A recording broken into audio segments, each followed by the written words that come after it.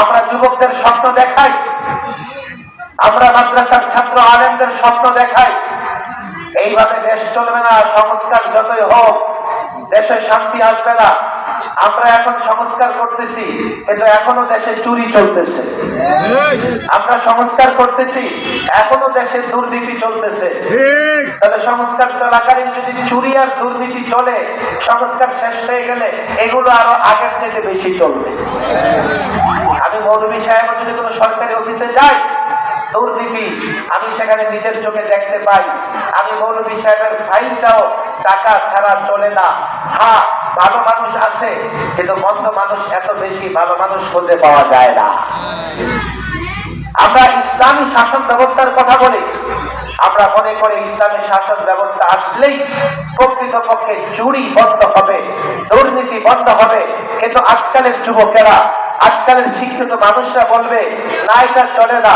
হ্যাঁ, এখন অনেকে এটা স্বীকার করে। কেন করে জানেন? ইমারতে ইসলামিয়া আফগানে যেখানে 30 মন্ত্রীর মধ্যে 28টা মৌলবী, আরে তাদের অবদান কি? বাংলাদেশ কবে 54 বছর হয়েছে স্বাধীন হয়েছে, 3 বছর হয়েছে আফগান স্বাধীন হয়েছে। তাদের কারেন্সি, তাদের মুদ্রা বাংলাদেশের চাইতে শক্তিশালী, তাদের দেশের নিরাপত্তা, তাদের দেশে আইনের শাসন বাংলাদেশের চাইতেও কয়েকশো গুণ ভালো। তাহলে বোঝা গেল এখন অনেকে সেটা ফলো করবার চেষ্টা করে। আফগান আমাদের মডেল না, আমাদের মডেল কোরআন সুন্নাহ। কোরআন সুন্নাহ মেনে আফগানিস্তান যদি উন্নতি হতে পারে, কোরআন সুন্নাহ মেনে আফগানে যদি চুরি বন্ধ হতে পারে, দুর্নীতি বন্ধ হতে পারে, মারামারি বন্ধ হতে পারে, বাংলাদেশে কেন হবে না? আমরা বাস্তব ভিত্তিক উদাহরণ দেই। আফগানে সম্ভব হয়েছে, মধ্যপ্রাচ্যের নানা দেশে সম্ভব হচ্ছে, বাংলাদেশে কেন সম্ভব হবে না? আমরা স্বপ্ন দেখাই যুবকদেরকে। এই যুবকেরা যদি আমাদের সঙ্গ দেয়, ভোটের জন্য না, বিপ্লবের জন্য, ভোটের জন্য না, অভ্যুত্থানের জন্য, এই যুবকেরা যদি নিজের জায়গায় দাঁড়িয়ে, গোটা বাংলাদেশের যুবকেরা যদি নিজের জায়গায় দাঁড়িয়ে জানিয়ে দেয় আমরা কোরআনের শাসন চাই, কোরআন সুন্নাহর শাসন চাই, আলেমরা যদি ঐক্যবদ্ধ হতে পারে, আল্লাহর কসম কোরআনী শাসন প্রতিষ্ঠা থেকে কেউ ঠেকাতে পারবে না। হাফিজ হুজুর রাহিমাহুল্লাহর অন্যতম খলিফা শেখুল হাদিস আল্লামা হেলালউদ্দিন সাহেব হাফিজাহুল্লাহ, আমন্ত্রিত ওলামায়ে কেরাম, মাদ্রাসার পরিচালক, আসাতিজায়ে কেরাম, ছাত্র ভাইয়েরা, এলাকার যুব সমাজ, ছাত্র সমাজ, মুসল্লি ভাইয়েরা এবং পর্দার আড়ালে অন্তরালে অবস্থানরত আমার মা ও বোনেরা, মহান আল্লাহ তাবারক ওয়া তাআলার লাখো কোটি শুকরিয়া, যিনি প্রায় মধ্যরাত পর্যন্ত দ্বীনি মেহফিলে এসে বসার তৌফিক দিয়েছেন। সেজন্য সকলেই অন্তর থেকে কালিমাতুশ শুকর উচ্চারণ করি, বলি আলহামদুলিল্লাহ।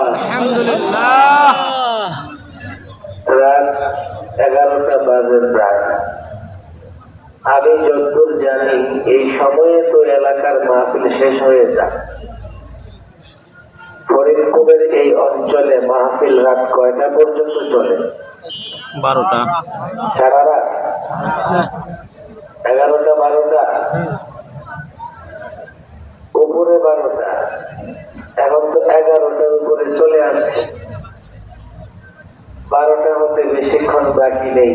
আবার মাহফিলের সভাপতি সাহেব হুজুর বসে আছেন, আপনাদেরকে নিয়ে দোয়া করবেন। তাহলে ঠিক এখন আর লম্বা আলোচনা করার কোনো সুযোগ নাই। সব মিলাইয়া সময় 12টা পর্যন্ত, যেহেতু ঘন্টা খানেক ধৈর্য সহকারে বসবো তো ইনশাআল্লাহ। আমি অনুরোধ করবো রাস্তায় দাঁড়ায়া থাকা যুবকরা, সিংহ শার্দুল বাঘের বাচ্চা যুবকরা আসো, প্যান্ডেলের নিচে চলে আস। আর যারা শিয়ালের মতো ওরা চলে যাও লুকাইয়া। বাঙালিদেরকে রয়্যাল বেঙ্গল টাইগারের সঙ্গে তুলনা করা হয়, কথা ঠিক না বেঠিক? টাইগার মানে কি? বাঘ। রয়্যাল বেঙ্গল টাইগারের বাচ্চারা তো বাঘের বাচ্চাই হবে। এই জন্য বাঘের বাচ্চা যারা আসো, রাস্তায় দাঁড়ায় আসো, নামও নিচে, একজন দাঁড়ায় থাকতে পারবে না, তাহলে মনে করবো তোমাদের সম্পর্ক শিয়ালের সঙ্গে। 1 ঘন্টার জন্য সাহস করে চলে আসো যুবকরা। আমি জানি ওখান থেকেও তোমরা আমার কথা শুনতেছো, কিন্তু আমি দেখতেছি কথাও বলতেছো দাঁড়ায় দাঁড়ায়। কেউ দাঁড়ায় থাকবে না, যতক্ষণ বসার সুযোগ আছে সবাই বসে যাবে। মাদ্রাসার ছাত্র, যুবক, স্কুল কলেজের ছাত্র, মুরব্বীরা যারা আছে, একান্ত যদি বসতে এখানে কষ্ট হয়, মনে হয় মসজিদের বারান্দায়ও জায়গা আছে। যাদের প্যান্ট শার্টের কারণে নিচে বসতে কষ্ট হয়, চেয়ারও আছে এখানে, মাশাআল্লাহ 1-2টা চেয়ারও খালি আছে। এরপরেও যদি কারো কোনো আপত্তি থাকে স্টেজে চলে আসে। আমাদের শাইখুল হাদিস মাওলানা হেলালুদ্দিন সাহেব অপেক্ষা করতেছে, মঞ্চে আসবে। আমার 10টার সময় আসার কথা, এখন বেজে গেছে 11টা। আমার আগে মাওলানা বিবারিয়ার মাওলানা মাজহারুল ইসলাম সাহেব, অনেক বড় মাপের বক্তা, ভালো আলেম। এই এলাকার আপনারা চেনেন নাকি ওখানে? কত বছর আসছিল না? বিবারিয়ার মানুষ কিন্তু সাহসী মানুষ হয়। বিবারিয়াতে আল্লাহ তাবারক ওয়া তাআলা অনেক বড় বড় বক্তা পাঠিয়েছেন, ফরিদপুরেও কম না। মাওলানা এত দূর থেকে এসে, এবং এই মাওলানা আমি যতদূর জানি 2.5 ঘন্টা 3 ঘন্টা বয়ান করতে পারে। আমি কর্তৃপক্ষকে বলছিলাম আমারে দিয়ে দেন, মাওলানারে দেন, ফজর পর্যন্ত চালাইতে পারবে। আমি 21 থেকে 23 লম্বা সময় সরকারি মেহমান ছিলাম।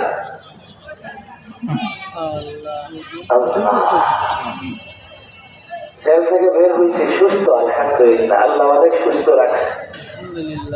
কিন্তু আমি এখন চাপ নিতে পারি না। সামান্য একটু অসুস্থ হলেই আর ভালো লাগে না, সামান্য একটু দায়িত্ব আসলে ভালো লাগে না, সামান্য একটু পেরেশানি আসলে ভালো লাগে না।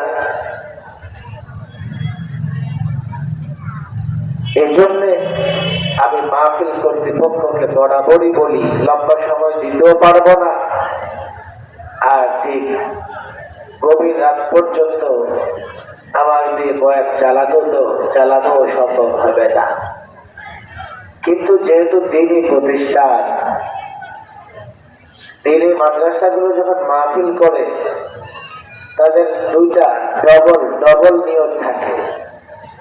এক হচ্ছে যাতে লোকেরা ওয়াজ শুনে হেদায়েতের মধ্যে চলতে পারে, আরেক হচ্ছে যাতে লোকজন মাদ্রাসায় অনুদান দিয়ে মাদ্রাসাগুলো ঠিকঠাক মতো চালানোর ব্যবস্থা করে দেয়। এই জন্য মাদ্রাসার মাহফিলে গেলে একটু আমাদের ধৈর্য ধরাই লাগে। আপনাদেরও ধৈর্য ধরতে হবে। মাদ্রাসা প্রতিষ্ঠা করা, মাদ্রাসা চালানো আর মাহফিল করা। মাহফিল তো 10 জন যুবক যদি সিদ্ধান্ত নেয় যে আমরা এলাকার সবথেকে বড় মাহফিল করতে পারবে, কিন্তু মাদ্রাসা কায়েম করা বড় কঠিন। আবার মাদ্রাসা হচ্ছে হাতি যেমন কেনার চাইতো লালন পালন করা কঠিন, সকাল বিকাল যা খাবে রাজার ধন ফুরাইয়া যাবে। এই মাদ্রাসায় শিক্ষকদের বেতন দেওয়া লাগে, বোর্ডিং চালানো লাগে, আবার ছাত্রদের আবাসন বিল্ডিং এর ব্যবস্থা করা লাগে। এত কিছু চালানো মাদ্রাসা কর্তৃপক্ষের জন্য বড় কষ্টকর হয়ে যায়। এই জন্যই তো মাহফিল গুলোর একটা বড় উদ্দেশ্য থাকে, যাতে মাহফিল উপলক্ষে লোকেরা মাদ্রাসায় অনুদান দেয়। আপনি বলবেন সাহেব আপনিও এই কথা বলতেছেন, তাহলে তো ঠিকই। লোকেরা যে বলে আছে কিছু বক্তা কি বলে, আমরা বলে ভিক্ষা করে মাদ্রাসা চালাই, আমরা যাকাত ফিতরা খেয়ে মাদ্রাসা চালাই। তো তোমরা কেমনে? তোমরা কেমনে তোমাদের প্রতিষ্ঠান চালাও? আপনাদের কষ্ট হচ্ছে না তো? হ্যাঁ, আমরা জনগণ থেকে যাকাত অনুদান নিয়ে সাদকা নিয়ে মাদ্রাসা চালাই। তোমাদের প্রতিষ্ঠানগুলো স্কুল কলেজ আলিয়া মাদ্রাসা কিভাবে চলে? এই দুটাকে একটু তুলনা করে দেখেন, তাহলে যারা কওমি মাদ্রাসার বিরুদ্ধে বলে তাদের মাথায় মেমোরি কার্ড কতটা মেমোরি কার্ড আছে এটা বোঝা যাবে। এই মাদ্রাসাগুলো সাধারণ মানুষের অনুদানে চলে, আর সরকারি মাদ্রাসা স্কুল কলেজগুলো সরকারের সহযোগিতায় সরকারের অনুদানে চলে। কথা ঠিক না ঠিক? কথা হুজুর বুঝ হইছে এবার। আপনারা যেমন তারাও তেমন, আপনারা যেমন তারাও তেমন। আমাদের মাদ্রাসায় যারা দান করে সওয়াবের নিয়তে খুশি খুশি দান করে। কথা ঠিক না ঠিক? সরকারের ফান্ড থেকে আসে। জনগণ যদি সরকারকে কারেন্ট বিল দিতে যায় তাতেও 50টা গালি দেয়। কারেন্ট ব্যবহার করে সরকারকে বিল দেয়, নানা অভিযোগ থাকে। কারেন্ট ঠিক মতো থাকে না, লোডশেডিং হয়, এই হয়, ঠিক মতো লাইট জ্বলে না, ফ্যান ঘুরে না, বিলের সময় চিকে দেওয়া লাগে, সরকার বিল বাড়াইয়া দিছে। গ্যাসের বিল দেওয়ার সময় ঢাকার লোকেরা সারা বছরে 2000 গালি দেয়, আর বিল দেওয়ার সময় একসাথে 2000 গালি দেয়। বেলা ওঠার সঙ্গে সঙ্গে গ্যাস থাকে না, দুপুর বেলায় মহিলারা বসে থাকে, রান্না করতে পারে না। আমাদের ব্যবসায়ী ভাইয়েরা যারা ভ্যাট দেয়, ট্যাক্স দেয়, যারা আমদানি করে, ইম্পোর্ট করে, কাস্টম দেয়, দেয় কি দেয় না? খুশি খুশি ভ্যাট আর ট্যাক্স দেয়। ভ্যাট এবং ট্যাক্স থেকে বাঁচার জন্য কত রকমের বন্দি করে, দিতে চায় না। সরকারের ফান্ড থেকে আসে, সরকারের ফান্ড জনগণের পকেট থেকে আসে। কওমি মাদ্রাসাগুলো জনগণের পকেটের টাকায় চলে। পার্থক্য হচ্ছে কওমি মাদ্রাসায় অনুদান দিয়ে মানুষ খুশি হয়, আমাদের সঙ্গে মুসাফা করে, দোয়া চায়, আমাদের জন্য দোয়া করে। তারা একান্ত আল্লাহর কাছে দোয়া করে যাতে মাদ্রাসাগুলো প্রতিষ্ঠিত থাকে। এই দান আর জনগণ থেকে জবরদস্তি করে যেই দান নেওয়া হয়, যেই টাকা উদ্ধার করা হয়, দুইটা কখনো বরাবর হতে পারে না। কওমি মাদ্রাসা অনুদানে চলে, এটা সর্বোৎকৃষ্ট অনুদান।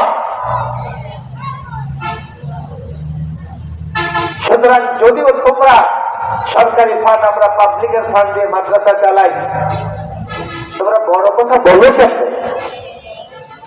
কিভাবে বড় বড় কথা বলো যে কওমি মাদ্রাসাগুলো এই সেই? অনেকে তো আছে যে কওমি মাদ্রাসা হুজুরা কিচ্ছু বুঝে না। একজন আছে সারাক্ষণ কওমি মাদ্রাসার আলেমদের বদনাম করে। হঠাৎ করে কালকে সামাজিক যোগাযোগ মাধ্যমে, আপনারা এগুলো চিনেন কিনা? হ্যাঁ, নিঃসন্দেহে আপনারা জানবেন। ইংরেজিতে ভাব আছে না নেই? ভাব, ভার্বের বাংলা কি বলেন? কি? ক্রিয়া। বাংলায় যেমন করি, বলি, এগুলো ক্রিয়া না? আরবিতে এগুলোকে বলে সিগা। বাংলায় যেমন কাল আছে, অতীত কাল, বর্তমান কাল। কেউ যদি বলে যে আমি আগামীকাল আপনার কাছে গিয়েছিলাম, আমি আগামীকাল আপনার কাছে গিয়েছিলাম, কথাটা ভুল না শুদ্ধ? কেউ যদি বলে আমি গতকাল আপনার কাছে যাব, ভুল না শুদ্ধ? তাহলে ক্রিয়া, ভার্ব যখন আপনি ব্যবহার করবেন, কালের সঙ্গে মিল থাকার প্রয়োজন আছে না নাই? সেই বক্তা সাহেব বলতেছে উমজুর উমজুর বুঝায়ের সিগা। মাদ্রাসার ছাত্ররা বুঝে গেছে উমজুর মুতাকাল্লিমের সিগা, আবার গর্দান দিতেছে ইয়ানজুরু ইয়ানজুরান ইয়ানজুরুনা। যে ভাব চিনে না, ক্রিয়া চিনে না, সেই ব্যক্তিটা মনে করে যে তুমি করো, এটা আদেশ। এটা না মনে করে সে বলে যে এটা একটা এই কাল ওই কাল। তার মতো গণ্ড মূর্খ কওমি মাদ্রাসার সমালোচনা করে, এর মানে হচ্ছে নিঃসন্দেহে কওমি মাদ্রাসা সর্বোচ্চ সর্বোৎকৃষ্ট শিক্ষা প্রতিষ্ঠান। আমি সেদিকে যাব না, যেহেতু লম্বা আলোচনা আমি করব না। আমি প্রসঙ্গক্রমে কোরআনে কারিমের একখানা আয়াত তেলাওয়াত করেছি, সূরাতুল মাইদা। বলেন কোন সূরা? আপনাদের কষ্ট হইতেছে? কোন সূরা? সূরাতুল মাইদা, আয়াত নাম্বার 104। আমি এজন্যই সূরা এবং আয়াতের নাম্বার বলে দিচ্ছি, যাতে আমার আলোচনা শুনে যাবার সময় আমার বকাঝকা না করে। আজকাল হয়েছে কি, ভালো কথা বললে অনেকের ভালো লাগে না। ভালো কথা বললে সে দেখে হ্যাঁ কথাটা হুজুর আমার বিরুদ্ধে বলছে, হুজুর খারাপ। ভালো কথা যদি কারো দলের বিরুদ্ধে যায়, আহা হুজুর আমার দলের বিরুদ্ধে কথা বলেছে, হুজুরটা খারাপ। ভালো কথা যদি কারো নেতার বিরুদ্ধে যায়, সে বলবে হুজুর দেখি আমার নেতার বিরুদ্ধে কথা বলেছে, হুজুরটা খারাপ। অথচ এই খারাপ তার নেতা, তার দল কিংবা তার ভেতরে আছে, এটা চিন্তা করবার মতো মেধা বুদ্ধি তার নাই। এই জন্য দেখেন কোরআনুল কারীম আল্লাহ তাবারক ওয়া তাআলা আমাদের জন্য বোঝা সহজ করে দিয়েছেন, কঠিন না, কঠিন না। কোরআনের ম্যাক্সিমাম আয়াত, অধিকাংশ আয়াত আপনি শুধু অনুবাদ দেখলে বুঝে যাবেন। আপনার ভাষায় তাফসীরে মাআরিফুল কোরআন বঙ্গানুবাদ আছে, অনেকের ভাষায় আছে, না থাকলে কিনে নেবেন। আমাদের ইসলামিক ফাউন্ডেশন থেকে ছাপানো হয়েছে, একটা অনুবাদ আপনি কিনে নেবেন। দেখবেন যে নামাজ, রোজা, হজ, যাকাত, বিবাহ, শাদী, লেনদেন, বিচার ব্যবস্থা সম্পর্কে এবং অনেক আয়াত যা আপনি পড়বেন আর তার অনুবাদ বুঝে যাবেন। মাওলানা সাহেব হওয়া লাগবে না, তবে কিছু কিছু বিষয় আছে আলেম না হলে সেই বিষয়গুলো বোধগম্য হবে না, সেই বিষয়গুলো বুঝতে পারবেন না। আমি যে আয়াত তেলাওয়াত করেছি শুধু অনুবাদ শুনলে আপনি বুঝতে পারবেন, শুনবেন না চলে যাবেন। রাত বেশি হয়েছে আমি জানি, আপনারা অনেকক্ষণ ধরে বসে আছেন। আমি লম্বা সময় দিব না, কথার মাঝখানে কেউ উঠবেন না, তাহলে পরে দেখা যাবে সে ঝামেলা করবে। আমি যে আয়াত তেলাওয়াত করেছি অনুবাদটা শুনলে বুঝবেন যে আয়াতে কি বলা হয়েছে। ১,৫০০ বছর আগে রাসূল সাল্লাল্লাহু আলাইহি ওয়াসাল্লাম মুশরিক কাফেরদের জন্য আহ্বান করলেন, তাআলাও, আসো আসো। কোথায় আসো? ইলা মা আনজালাল্লাহ ওয়া ইলা রাসূল, আল্লাহ যা অবতীর্ণ করেছে সেদিকে আসো, রাসূলের দিকে আসো। রাসূলুল্লাহ ডাকে দেখেছেন কাফের মুশরিকদের, কথা ঠিক না বেঠিক? আচ্ছা, কাফের মুশরিকরা সবাইকে রাসূলুল্লাহর ডাকে আহ্বানে সাড়া দিয়েছিল? মুসলিমে কিছু সাড়া দিয়েছিল, বাকিরা তো সাড়া দেয় নাই। জবাবে তারা কি বলেছিল? রাসূলুল্লাহ যখন কোরআন সুন্নাহর দিকে তাদেরকে আহ্বান করেছে, রাসূলুল্লাহ নিজের দিকে কোরআনের দিকে যখন তাদেরকে আহ্বান করেছেন, তারা তো একটা উত্তর নিঃসন্দেহে দিয়েছে। ক্বালু হাসবুনা মা ওয়াজাদনা আলাইহি আবানা,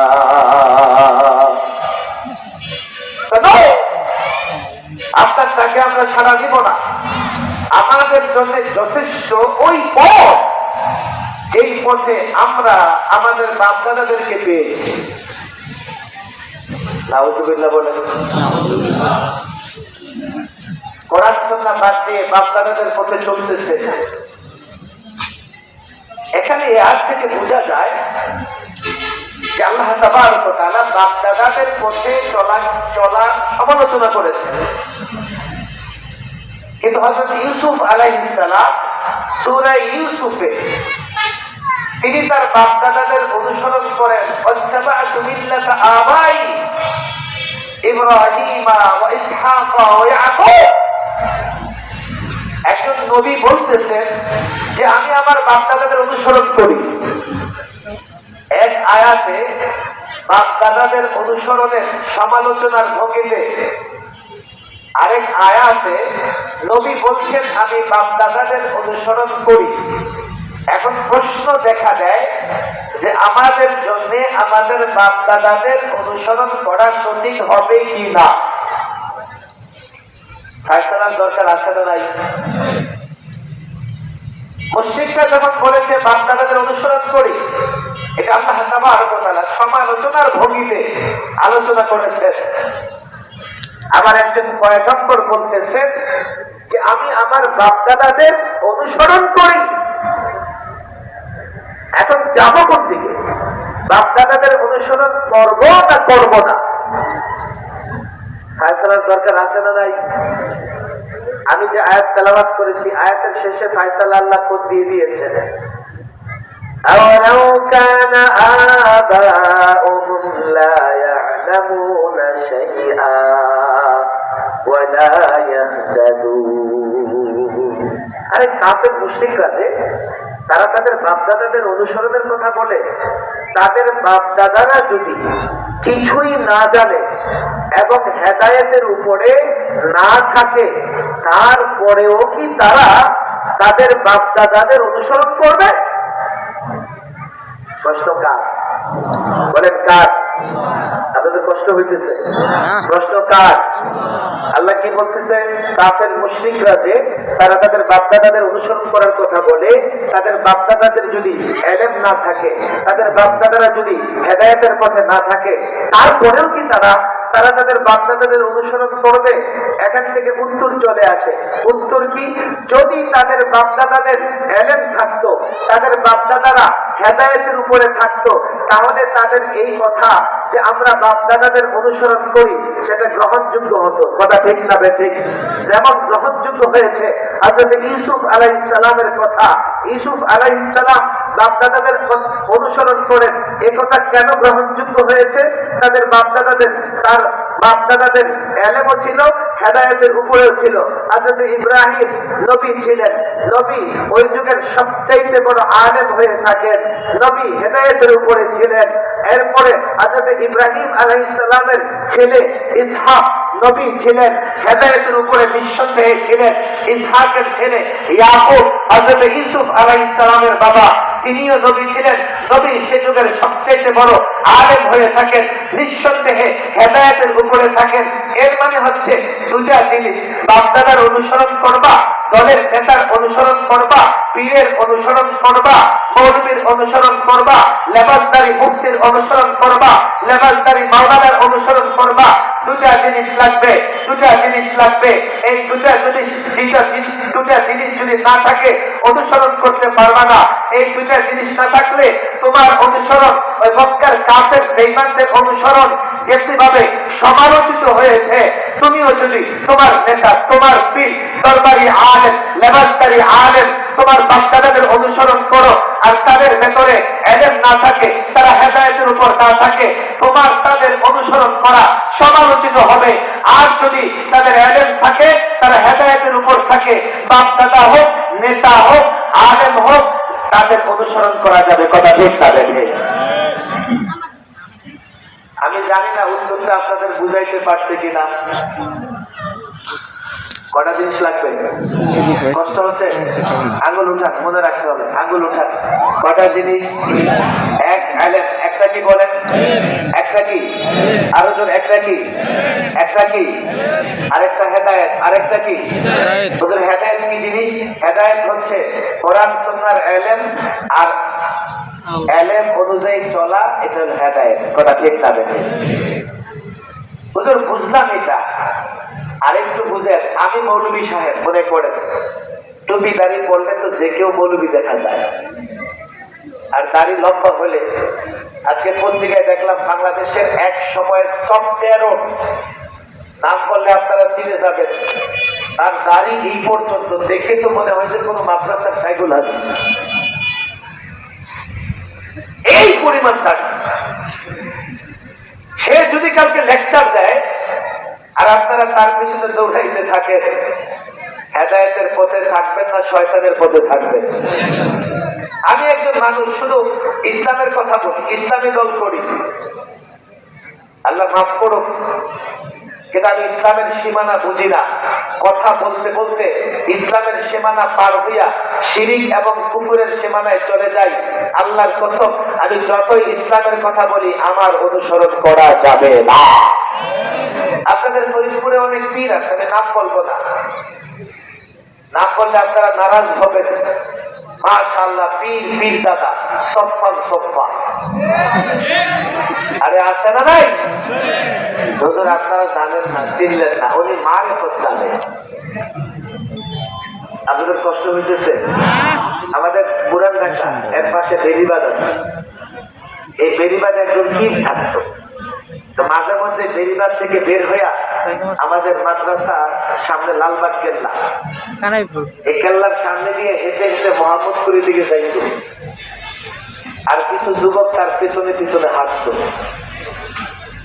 কিন্তু এই পীরের গায়ে কোনো পোশাক ছিল না, জন্মদিনের পোশাক দিয়ে ঘুরত। মুফতি আমির রহমাল্লাহ বলতেন, আরে যুবক লজ্জাও লাগে না, একটা মানুষের পিছিয়ে পিছিয়ে কেমন ঘুরো? তো হুজুর জানেন না, লোকটা ন্যাংটা, তবে ওর ভিতরে অনেক কিছু আছে। তো হুজুর বলতেন, বেটা যা আছে শুধু দেখাই যায়, আগে দেখো। পীর দাবি করলে পীরের সন্তান পীর হতে পারে না। বাংলাদেশের সাধারণ মানুষের ঈমান নষ্ট করতেছে এক ধরনের পীরের সন্তানেরা। পীরের ছেলে হলে পীর হয় না, পীর দাবি করলে পীর হয়ে যায় না, আলেম দাবি করলে আলেম হয়ে যায় না, আলেমের ছেলে হলে আলেম হয় না, আলেমের ছেলে জালেমও হতে পারে। যেমন ডাক্তারের ছেলে অটোমেটিক ডাক্তার হয়ে যায় না, ইঞ্জিনিয়ারের ছেলে অটোমেটিক ইঞ্জিনিয়ার হয়ে যায় না।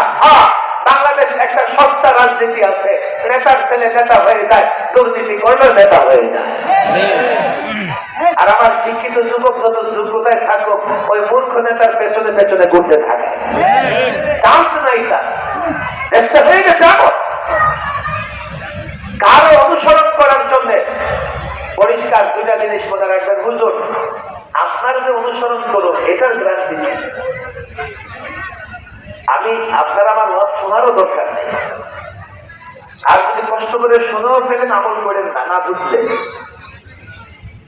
আজকে এই ঘটনার যুগে এমন হয়েছে, মানুষ বলে না চুন খেয়ে মুখ পড়েছে, এখন দই দেখলে তার ভয় লাগে, আছে না নাই? এখন কিছু কিছু লেবাস পরে মৌলভী সাহেব এমন ভণ্ডামি করতেছে, সাধারণ মানুষ এখন ভালো মৌলভী সাহেব দেখলে ভয় পায়, তো এটাও কয় নাম্বার ভণ্ড। এটা হবে কিয়ামতের আগে আরো ব্যাপকভাবে হবে। কেন জানেন? সাধারণ মানুষের ঈমান হচ্ছে আলেমদের কথা মেনে চলা। তারা কোরআন পড়তে পারে না ঠিক মতো শুদ্ধ করে, কোরআনের অনুবাদ বুঝে না, হাদিস বুঝে না। মিস্টার ইংলিশ চায় কি করে আলেমের প্রতি বিরক্ত বানাবে, কি করে আলেমকে জনগণ থেকে দূরে সরবে। জনগণ যদি আলেম থেকে দূরে সরে যায়, সে তো কোরআন সুন্নাহ জানে না, হেদায়েতের উপরে চলার আর কোনো উপায় তার থাকবে না। এই জন্য আমি বলি কি, আমি আমার কথা বুঝবার চেষ্টা করেন। আপনি কোনো আলেম, একজন আলেমকে মেনে চলবেন। আমি সাধারণ যুবকদের বলি, দেখো ইবলিসের সবচাইতে বড় চ্যালেঞ্জ হচ্ছে তোমাদেরকে আলেম থেকে দূরে সরায় দেওয়া। এই জন্য ইবলিস নিজেই এক ধরনের পীর আর আলেম বানায় দিচ্ছে, এগুলো ভণ্ড। আপনাদের ফরিদপুরেই তো গোরা পাগলা কোন জায়গা? রাজবাড়ি গোয়ালন্দ না? আল্লাহ মাফ করো। এই ভণ্ড নিজের কি দাবি করতো? মাহাদি কি দাবি করতো বলেন? কি দাবি করতো? আর তার ভক্ত ৬ নম্বর রাম ছাগল দেখে তারে কবর দিচ্ছে, উপর আবার কাবা বানাইছে। জনগণ চিনো না, এই দেশের জনগণ যতক্ষণ খেপলে যে কি অবস্থা তা দেখায় দিচ্ছে। আমার বলে হুজুর ভয় হচ্ছে, ভয় আছে, ওরা কপাল দিয়ে আগে কি করছে? এই যে বাইতুল্লাহ কত বানায় রাখছে, দায়িত্ব ছিল কয় না, তো তুই তখন কি করছিস? জনগণ এখন তাদের স্টাইলে ব্যবস্থা দিচ্ছে, আমরা কি করবো? আমাকে শিখাইছে তুই শিখাইতে পারলি না আগে। ইমাম মাহদী দাবি করছে কবরে যখন মাজার বানাইছে, কবরে যখন কাবা শরীফ বানাইছে, তখন তুই কুয়ে আছিস। এখন ফুতুল দেশে পড়তে আসছে, যতক্ষণ তাদের স্টেজে জবাব দিচ্ছে, আমি কি করবো? ভবিষ্যতেও যদি এই ধরনের ভণ্ড মাথা চারা দেয়, জনগণ তাদের মতো করে জবাব দেবে, আমাদের কিছুই করার থাকবে না। আমরা দিনের ঠিকাদারি নেই নাই, এদেশের মানুষ আমাদেরকে দিনের মালিক বানায় দেয় নাই। এই সব আপনারা নিয়ে যান, মানতে মানতে না মানতে নাই। আমি মৌলভী সাহেব যদি ইসলাম মেনে না চলি, জনগণ আমাকে ছাড়বে না, ছাড়বে না। পরিষ্কার কথা। আপনাদের আমি সর্বশেষ একটা ছোট্ট ঘটনা শোনায়া, রাত বেশি হয়েছে, আমি জানি আপনারা যাওয়ার জন্য ছটফট করতেছেন।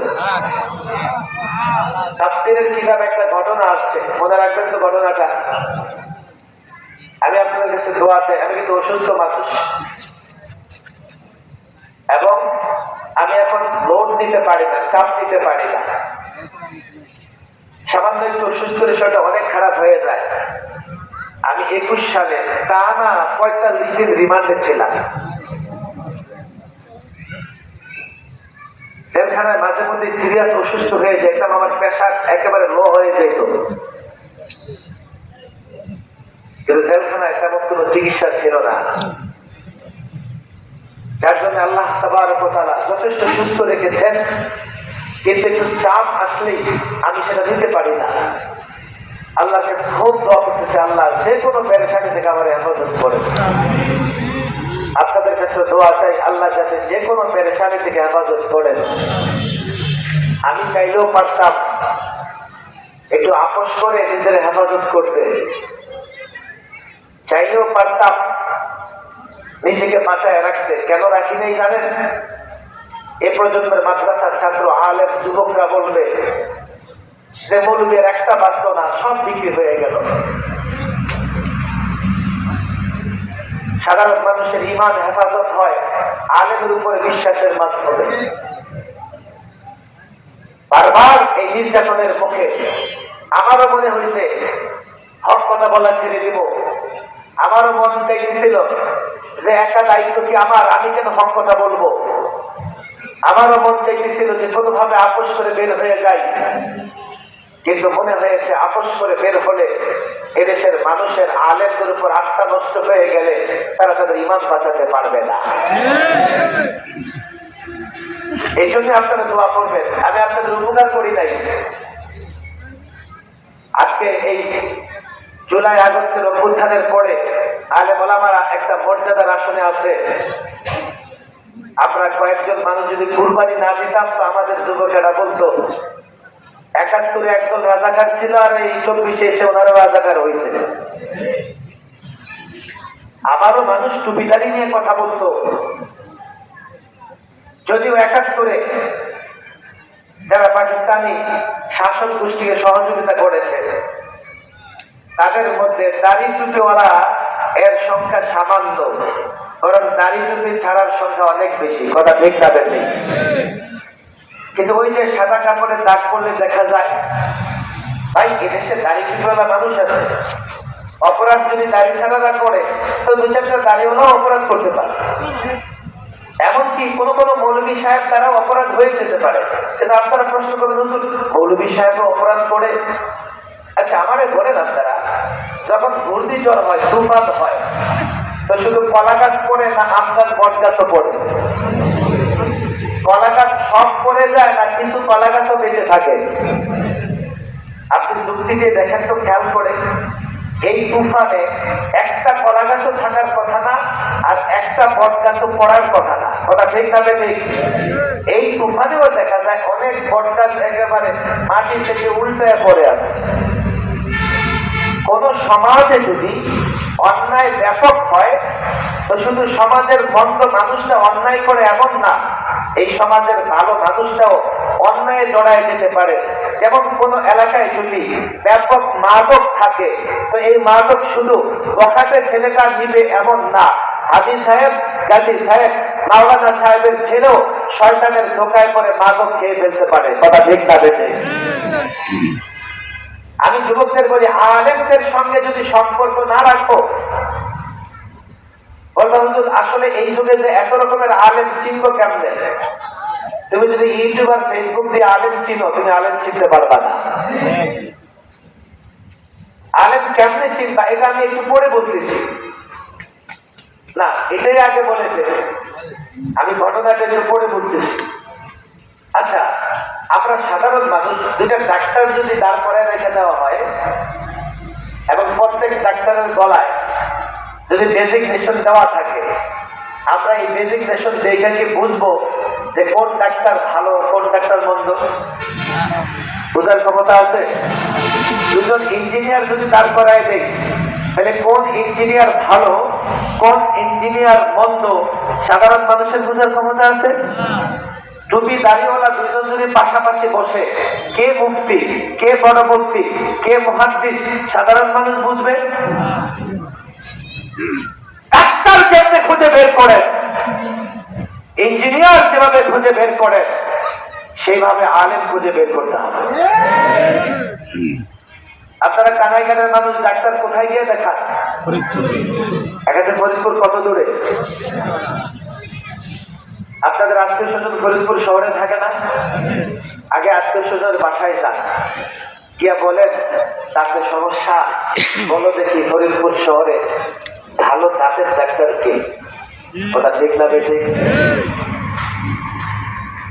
দুইজন চারজনকে ফোন দিয়া যখন নিশ্চিত হন যে ওইটা হাতুড়ে ডাক্তার, ওইটা ভালো ডাক্তার, ভালো ডাক্তারের কাছে যান। একজন আলেম ডাক্তারের চেয়ে শতভাগ গুরুত্বপূর্ণ। কোন আলেমকে দাওয়াত দেওয়ার আগে, কোন আলেমের কথা মানবার আগে মহল্লার 10 জন আলেমকে জিজ্ঞেস করেন, আপনি সে আলেমকে স্টাডি করেন, এ আলেম কি দুনিয়াদার, এ আলেম কি দরবারি, না এ আলেম সঠিক আলেম? আপনি খোঁজ খবর দিয়ে তারপরে আলেমের অনুসরণ করে নিঃসন্দেহে হেদায়েতের পথে থাকবেন। বাজারে গিয়ে 1 কেজি পেঁয়াজ কিনবেন, 3 দোকান ঘুরে বেড়া, আর যদি মাছ কিনেন তো সমস্ত বাজার 3 বার চক্কর দেন। আরে কথা ঠিক না ঠিক? যে মাছ কিনে কি সারা জীবন খাবেন? 1 বেলা 2 বেলা? একজন আলেমকে অনুসরণ করে আপনি জান্নাতে যাবেন। কেন? 10 জন 20 জন আলেমকে জিজ্ঞেস করে, 10 জন 20 জন পণ্ডিতকে জিজ্ঞেস করে ভালো আলেমটার চিন্তার সমস্যা কোথায়? যদি ভালো আলেম না চিনতে পারেন, রং নাম্বারে যান। আল্লাহর কসম করে বলি, অনেক পীর অনেক দরবারি আলেম সাধারণ মানুষকে ভ্রষ্টতা, সাধারণ মানুষকে গোমরাহির দিকে নিয়ে যেতেছে। যদি লজ্জা লাগে বলতে আমার, কিন্তু আলেম মানে দেখতে আলেম, আসলে আলেম না, আসলে সে লেবাসদারি আলেম। কথা ঠিক না? মিস্টার ইবলিস চায় আলেম থেকে আপনাদেরকে দূরে সরাই দিতে। তাফসীরের কিতাবে একটা কিচ্ছা আছে, শুনবেন আপনারা? খেয়াল করে শুনে মনে রাখবেন তো। এক যুবক আলেমের সঙ্গে সম্পর্ক করে ফেলেছে, আলেমের কাছ থেকে মাসালা জিজ্ঞেস করে করে সে আমল করে। ইবলিস দেখা বলে, খাইছে আমাকে। আমি যুবকরে সকালে বক্তব্যে থাকতে দেখে গেছে, বক্তব্যে তো হুজুরের আঙ্গুল দেখায় পলায় বসছে। আমি তার মাদ্রাসায় চাইতে যাই নাই। এখন দেখি এই যুবক আলেম থেকে মাসালা জিজ্ঞেস করে করে দিনের পথে চলতেছে। আমি ইবলিসের সব শ্রম মাটি হয়ে গেল। এই 4 জন 5 জন চালাচা মনে রাখছে, যাও ওই যুবককে আলেম থেকে দূরে সরাইয়া দাও। কিন্তু এই যুবক তো আলেমকে ভালোবাসে আল্লাহর জন্য, যুবকরা আলেম থেকে দূরে সরাইতে পারে নাই। আচ্ছা, ইবলিসকে অভিযোগ করতেছে, অজুহাত দিতেছে, চেষ্টা করতে পারি না, এই যুবক তো আলেমরা ছাড়ে না। ইবলিসকে তোরা থাক, আমি জানতাম তোরা পারবেন, আমি নিজে যাই। এবার ইবলিস গিয়ে যুবকের কাছে সরাসরি একটা প্রশ্ন করতেছে, এ যুবক, এই মৌলবী সাহেব তো তোমার মাথা নষ্ট করে দিল। কেমনে মাথা নষ্ট করতেছে? মৌলভী সাহেব বলে যে সব করেন আল্লাহ, সব করেন কে? বলেন কে? আল্লাহ। বলেন না জোরে, কে? আল্লাহ। কোন সন্দেহ আছে? আর ইবলিস কি কয়? টাকা পয়সা হলে সব হয়ে যায়। এর যুবক, তোমার মাথা নষ্ট করতেছে। আরে তুমি টাকা ছাড়া তো কিছুই করতে পারবা না। না, আমার আল্লাহ সব করে, আল্লাহ চাইলেই সব হয়ে যাবে। তাহলে একটা প্রশ্নের উত্তর দাও। কি প্রশ্ন?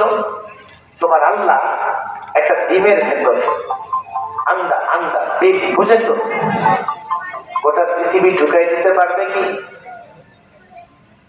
যুবকের মাথা কিছু গরম হয়ে হায় হায়, ডিমের ভেতরে একটা মুষ্টি হাতটা ঢুকবে, এই প্যান্ডেল ঢুকবে, একটা গ্রাম ঢুকবে, গোটা পৃথিবী কেমনে ঢুকবে?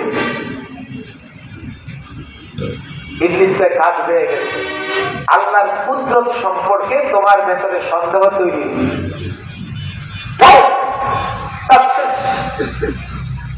আল্লাহ সব পারেন, আল্লাহ সব পারেন, এর অর্থ এই না যে আপনারা সব করে দেখাইতে হবে। রাসূলুল্লাহর জন্য আল্লাহ চাঁদকে দুটুকরা করে দেখিয়েছেন, কথা ঠিক না? আমি যদি আল্লাহ আমার যদি সূর্যটা দুটুকরা করে দেখাও, আর যদি আল্লাহ না দেখায় তো কি কবুদ আল্লাহ পারে না? নাউযুবিল্লাহ বলেন। আর যদি ঈসা আলাইহিস সালামের জন্ম হয়েছে বাবা ছাড়া, এখনকার দাঁড়িয়ে যদি বলে আল্লাহ তুমি কি পারবা আমারে দেখাও, সব পারেন, আল্লাহ চাইলে করতে পারেন, এর মানে আপনাকে করে দেখাবে। এবার গেছে আলেমের কাছে, আলেম এই যুবকদের মাথাটা নষ্ট করতেছে। ঠিক, আমি যুবকদের মাথা নষ্ট করি তো কেমন বলো? সবকিছু আল্লাহ করে, আল্লাহ সবকিছু করতে পারে। হাই হাই হাই ভাই, আমার লম্বা সময় রিমান্ডে থাকা, লম্বা সময় জেল খাটা আমার একটা বড় অপরাধ ছিল। যুবকরা, সাধারণ মানুষটাকে আমাদের কথা শুনে ওয়াজ শুনে, আমরা নাকি মানুষকে মৌলবাদী বানাই ফেলতেছি, জঙ্গিবাদী বানাই ফেলতেছি। অন্য কোন অপরাধ ছিল না, বাঁধ ভাঙি নাই, কারো জায়গা দখল করি নাই, কারো মাথায়ও বাড়ি নেই নাই, কারো থেকে টাকা নিয়ে নেই নাই, এমনও না। ইবলিসের অভিযোগ হলো মৌলভী সাহেব নাকি মানুষ যুবকদের মাথা নষ্ট করতেছে। হ্যাঁ, আমাকে রিমান্ডে বারবার তারা প্রশ্ন করতো, আপনি যে ইসলামী শাসন ব্যবস্থার কথা বলেন এটা কি চলবে এই যুগে? আপনি যে ইসলামী অর্থ ব্যবস্থার কথা বলেন এটা কি চলে? আবার আমি যখন বলতাম হ্যাঁ চলে, চাইলে তোমরা আমার কাছ থেকে যুক্তি নিতে পারো। কিসের যুক্তি নিতে? চারজন চারপাশে বসে একসঙ্গে গালাগালি করে, একসঙ্গে গালাগালি করে, টর্চার রিমান্ডে এইটাই, চারপাশে বসে ইচ্ছা মতো গালাগালি করতে থাকবে, এটাই বড় রিমান্ড। আর চোখ কান বন্ধ করে তাদের ওই নগ্ন গালিগুলো শুনতে হয়েছে। অথচ গালির পেছনে কি কারণ? যুবকেরা, মুসলমানেরা আমাদের কথা শোনে। আমরা যুবকদের স্বপ্ন দেখাই, আমরা মাদ্রাসার ছাত্র আলেমদের স্বপ্ন দেখাই। এইভাবে দেশ চলবে না, সংস্কার যতই হোক দেশে শান্তি আসবে না। আমরা এখন সংস্কার করতেছি, কিন্তু এখনো দেশে চুরি চলতেছে। আমরা সংস্কার করতেছি, এখনো দেশে দুর্নীতি চলতেছে। তাহলে সংস্কার চলাকালীন যদি চুরি আর দুর্নীতি চলে, সংস্কার শেষ হয়ে গেলে এগুলো আরো আগের থেকে বেশি চলবে। আমি মৌলভী সাহেব যদি কোনো সরকারি অফিসে যাই, দুর্নীতি আমি সেখানে নিজের চোখে দেখতে পাই। আমি মৌলভী সাহেবের ফাইলটাও টাকা ছাড়া চলে না। হ্যাঁ, ভালো মানুষ আছে, কিন্তু মন্দ মানুষ এত বেশি ভালো মানুষ খুঁজে পাওয়া যায় না। আমরা ইসলামী শাসন ব্যবস্থার কথা বলি, আমরা মনে করি ইসলামী শাসন ব্যবস্থা আসলেই প্রকৃতপক্ষে চুরি বন্ধ হবে, দুর্নীতি বন্ধ হবে। কিন্তু আজকালের যুবকেরা আজকালের শিক্ষিত মানুষরা বলবে না, এটা চলে না। হ্যাঁ, এখন অনেকে এটা স্বীকার করে। কেন করে জানেন? ইমারতে ইসলামিয়া আফগানে, যেখানে 30 মন্ত্রীর মধ্যে 28টা মৌলবী, আরে তাদের অবদান কি? বাংলাদেশ কবে 54 বছর হয়েছে স্বাধীন হয়েছে, 3 বছর হয়েছে আফগান স্বাধীন হয়েছে। তাদের কারেন্সি, তাদের মুদ্রা বাংলাদেশের চাইতে শক্তিশালী, তাদের দেশের নিরাপত্তা, তাদের দেশে আইনের শাসন বাংলাদেশের চাইতেও কয়েকশো গুণ ভালো। তাহলে বোঝা গেল এখন অনেকে সেটা ফলো করবার চেষ্টা করে। আফগান আমাদের মডেল না, আমাদের মডেল কোরআন সুন্নাহ। কোরআন সুন্নাহ মেনে আফগানিস্তান যদি উন্নতি হতে পারে, কোরআন সুন্নাহ মেনে আফগানে যদি চুরি বন্ধ হতে পারে, দুর্নীতি বন্ধ হতে পারে, মারামারি বন্ধ হতে পারে, বাংলাদেশে কেন হবে না? আমরা বাস্তব ভিত্তিক উদাহরণ দেই। আফগানে সম্ভব হয়েছে, মধ্যপ্রাচ্যের নানা দেশে সম্ভব হচ্ছে, বাংলাদেশে কেন সম্ভব হবে না? আমরা স্বপ্ন দেখাই যুবকদেরকে, এই যুবকেরা যদি আমাদের সঙ্গ দেয়, ভোটের জন্য না, বিপ্লবের জন্য, ভোটের জন্য না, অভ্যুত্থানের জন্য, এই যুবকেরা যদি নিজের জায়গায় দাঁড়িয়ে, গোটা বাংলাদেশের যুবকেরা যদি নিজের জায়গায় দাঁড়িয়ে জানিয়ে দেয় আমরা কোরআনের শাসন চাই, কোরআন সুন্নাহর শাসন চাই, আলেমরা যদি ঐক্যবদ্ধ হতে পারে, আল্লাহর কসম কোরআনী শাসন প্রতিষ্ঠা থেকে কেউ ঠেকাতে পারবে না।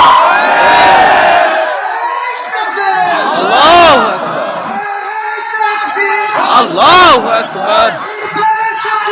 খুশি আশরাফ খান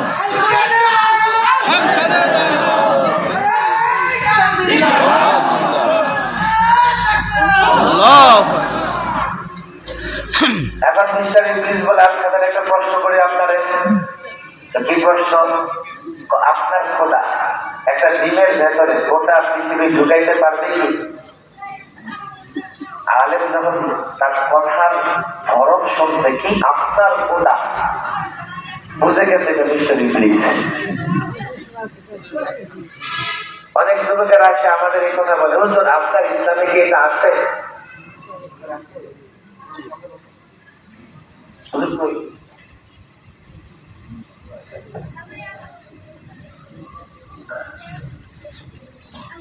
দোয়া করে যাবেন, যারা আছেন ভিতরে চলে আসেন, হুজুর চলে আসেন। আমাদের অনেক যুবক আছে না বুঝে আমাদের কাছে এসে বলে, হুজুর আপনার ইসলামে কিন্তু আছে। আচ্ছা, ইসলাম কি কোনো মৌলবীর বাপের সম্পদ, ব্যক্তিগত সম্পদ? ইসলাম আমার আপনার সবার। এই যুবকটা উত্তর দাও, ইসলাম আমার আপনার সবার, না কোনো মৌলবী সাহেবের ব্যক্তিগত সম্পদ না। তাহলে সেই যুবককে এই কথা বলে, হুজুর আপনার ইসলামে গীতা আছে, বুঝতে হবে এই যুবকটা শয়তানের ধোকায় পড়ছে। আরে কথা ঠিক না বেড়ে? হুজুর তো বুঝে গেছে মিস্টার ইংলিশ, তাহলে আপনার কথা আমার কথা তার কথা। হুজুর কয় কি? হ্যাঁ পারবে। ইংলিশ কয় দেখো মৌলবীর কাণ্ড, ডিমের ভেতরে বলে গোটা পৃথিবী ঢুকে যাবে। আরে এইটু বলি মৌলবীরা কাপড়ের দাম বাড়ায়, আমরা বলি কাপড়ের দাম বাড়ায়, একটু লম্বা জামা পড়ি না, কাপড়ের দাম বাড়ায়। অন্যের বাড়িতে খায়, টাকা খায়, ডিমের ভেতরে বলে গোটা পৃথিবী ঢুকে যাবে। অসম্ভব। এবার ইংলিশ বলে দলিল দাও। আলেমের কাছে দলিল আছে না নাই? ইন্নামা আমরুহু ইযা আরাদা শাইআ আইয়াকুলা লাহু কুন ফায়াকুন। আল্লাহ যখন কোনো কিছু করতে চায় তো বলেন কোন হও, হায়াকুন, সঙ্গে সঙ্গে তা হয়ে যায়। হুজুর চলে আসছে। ওই যুবকের গোমরাহ হওয়ার কারণ কি ছিল? যুবক যদি নিজে চিন্তা না করে, নিজে উত্তর না দিয়া কি বলতো? আচ্ছা আমারে প্রশ্ন করছো, আমি তো আলেম না, চলো তোমারে আলেমের কাছে নিয়ে যাই। তাহলে যুবকের ইমান হেফাজত থাকতো। কথা ঠিক না বেশি? কিন্তু যেন তেন আলেমের সঙ্গে যদি সম্পর্ক রাখো, তার কাছে গেলেও তোমার ইমান হেফাজত হবে না। আমি প্রত্যেকটা মুসলমানকে বলি, আলেম ঠিক করে ভালো আলেমের সঙ্গে সম্পর্ক রাখো, ইবলিস তোমার ঈমান চুরি করতে পারবে না। আমি আপনাদের হাতে পায়ে ধরে বলি, আমাদের গালি দিয়েন না, আমার নেতাও মানতে হবে না, আমার পেছনে চলতে হবে না। ঈমান হেফাজত করতে হলে আলেমের সঙ্গে সম্পর্ক রাখার দরকার আছে না ভাই? আলেমের সঙ্গে সম্পর্ক না রাখলে আপনি পণ্ডিত হইতে পারেন, ডাক্তার হইতে পারেন, ইঞ্জিনিয়ার হইতে পারেন, শয়তান জায়গা মতো আপনার ঈমানটা ধ্বংস করে দেবে। আপনি ইসলামী দলের নেতা হতে পারে, কিন্তু এলেম না থাকলে, হেদায়েতের উপর না থাকলে আপনি অনুসরণের যোগ্য হবেন না। মনে থাকবে তো? কার অনুসরণ করবো? কয়টা জিনিস লাগবে এটা মনে থাকবে? কয়টা? এলেম, হেদায়েত। এলেম বলেন, এলেম। এলেম। তাহলে দেখবেন যুবকরা ওই পীরের কাছে যাবে না যে নারী না পুরুষ চেনা যায় না, সম্মান সোফা আছে না ভাই? ওই বন্ড মূর্খ গান গায় ইমাম মাহাদি হয়ে গেছে। আল্লাহ আমাদের ফরিদপুরের যুবকদের হেফাজত করুন। হুজুর বয়ান করবেন, আমরা দোয়া করে যাব। আল্লাহ তাবারক ওয়া তাআলা, আমি আপনাদের কাছে দোয়া চাই, মনে মনে হলেও দোয়া করবেন, আল্লাহ যাতে সমস্ত পেরেশানি দূর করে দেন। ওয়া মা তাওফীকি ইল্লা বিল্লাহ ওয়া মা আলাইনা